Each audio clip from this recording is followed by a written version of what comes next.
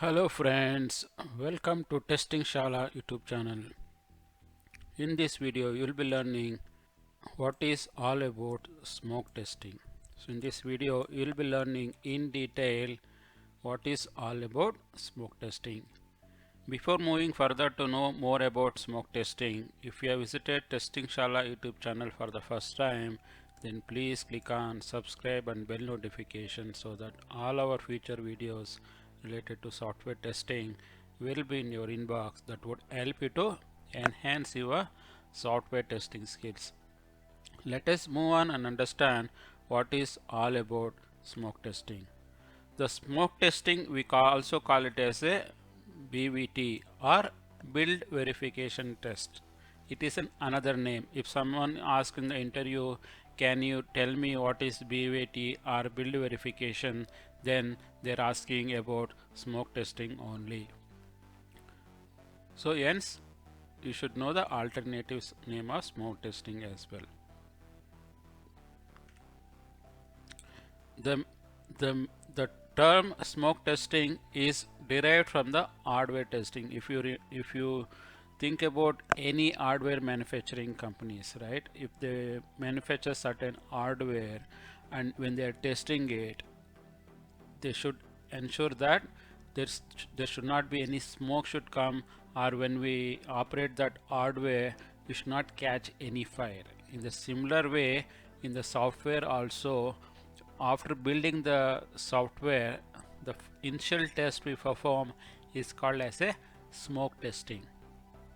The initial testing we perform ensure that whatever it has been implemented it is really working or not. That is how the smoke testing word is coined. And this is also another functional testing type. Smoke testing is also another functional testing type where whatever procedure and policies followed in the functional testing would be followed for the smoke testing as well. The main purpose of smoke testing is to test all the major functions. The major purpose of smoke testing to check all the major functions, but we are not going to test in depth. We are testing at very high level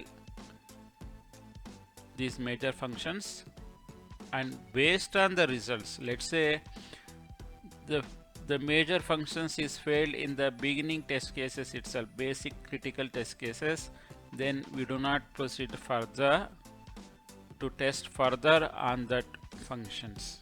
We'll skip there itself and we will inform the development team the major function itself is not working and you won't be testing further because of wastage of work. If we continue to do testing, there is no use because all the major functions of that application is really failing. Hence, in order to avoid the wastage of work, these are the tests which we perform in the beginning of the testing just to ensure that at least all major function at high level it really works. That is the main purpose of smoke testing. Covers all the issues in the early testing itself. Hence, smoke testing is very crucial and very important when we perform testing.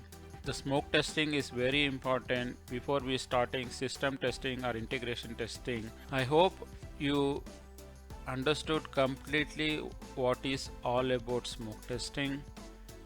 If you like this video, please click on like button, and if you would like to share with some of your colleagues who would like to understand what is all about smoke testing, please share it. And if you visited Testingshala YouTube channel for the first time, then please click on subscribe and bell notification so that all our future videos related to software testing will be in your inbox. That would help you to enhance your software testing skills. Thanks for watching this video. Bye for now. Take care.